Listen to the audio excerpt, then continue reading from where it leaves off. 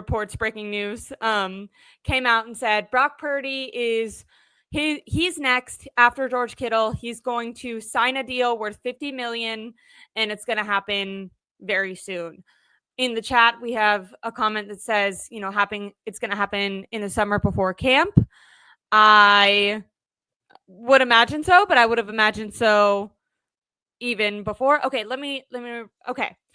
So Ari Mirov, my sports update on Twitter, says the 49ers' next goal is to get a deal done with QB Brock Purdy, a contract that will be expected to be $50 million per year once finalized. He will be next after George Kittle. So how do you feel about that? Sounds like maybe Brock Purdy's coming down from his I must have 55 million. Is this actual breaking news, or is this what we already knew? Well, like the 49ers want to get a deal done. It's, to me, the way it's worded is like this is new info, but he's kind of saying stuff that we already knew. So I don't know if he's the only information that it's going to happen soon. The only new element in this is the 50. And if Purdy signs for 50, then okay, you had breaking news. Yeah. Will he actually sign for 50? We'll see. My expectation throughout has been that he would sign a deal for a 5-year deal at $57 million per. Hopefully that goes lower now, and it falls within the range of 50 to 55. I don't think that Purdy will accept anything under 50 for perceptual reasons, but I don't think that he can go over 55 given what happened with Buffalo and Josh Allen. So my guess is it falls within that range of 50 to 55. And I agree with Unfaithful in the chat that this is so vague. Can you really call it breaking news? Only after the fact could you call it breaking news. If Purdy does indeed sign for 50, then Mirov can say, see, I had 50. But if he signs for anything different, then it's not really breaking news. It's just somebody trying to spin it into, well, I've got something new here. I mean, a lot of people have regurgitated Purdy negotiations and tried to claim it's news when it's not.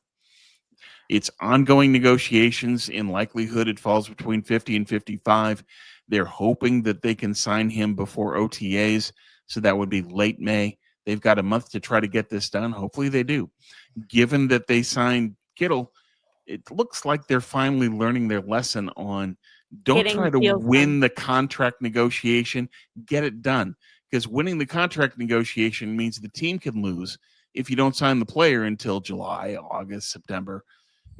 Get it done so that you've got a cohesive team leading into OTAs and camp so that you can hit the ground running and have a good start to the year. They have to learn from last year. So based on signing Kittle, it looks like they've learned their lesson, but we'll see if that continues with Purdy.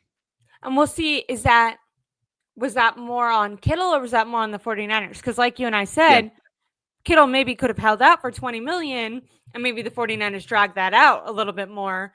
If Brock Purdy, like I said, Ari Mirov, and the reason I did make this breaking news, titled it that, is because he came out with this report, and he it's not like a no one, guy that no one knows on Twitter. He's legit. One of the more legit people. Now, all those people have regurgitated similar news that's not news. So you can't say, oh, you're wrong or making stuff up, because it is technically true, but it's not like the urgency is kind of maybe them capitalizing on the fact that the 49ers are now in the news with the Kittle deal.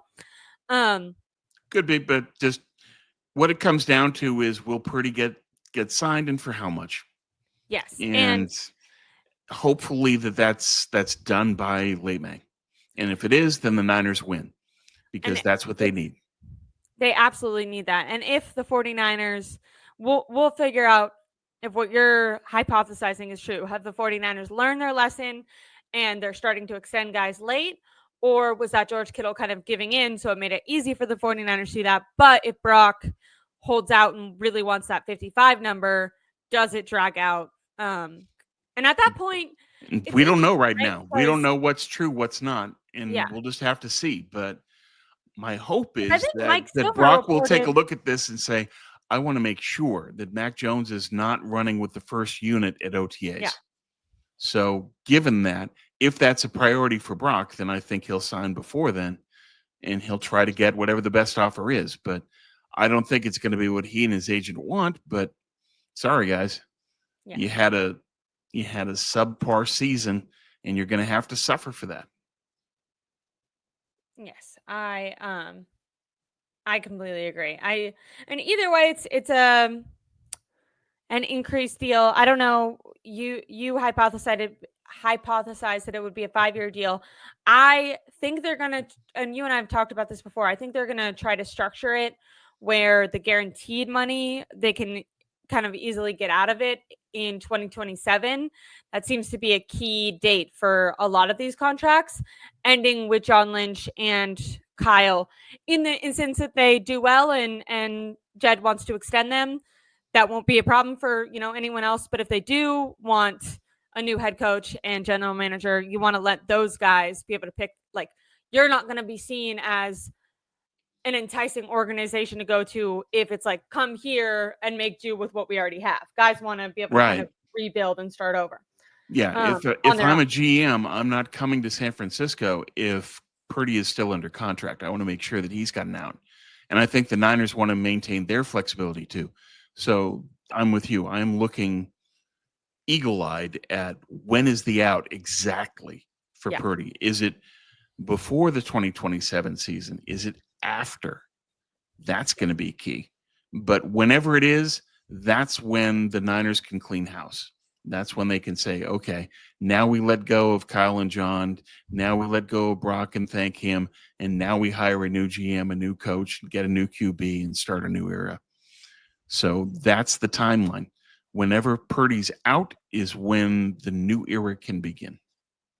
Completely agree. We get a super chat. Thank you guys so much. Anytime you want to leave super chats, we'll definitely get you a comment sooner, and it's much appreciated. And unfaithful perspective. Don't worry, I'll try to read your super chat correctly. There will be other quote unquote breaking news reports in the next week. Easy to assume after George Kittle and Brock Purdy is the only one left. Reporters are capitalizing on traffic.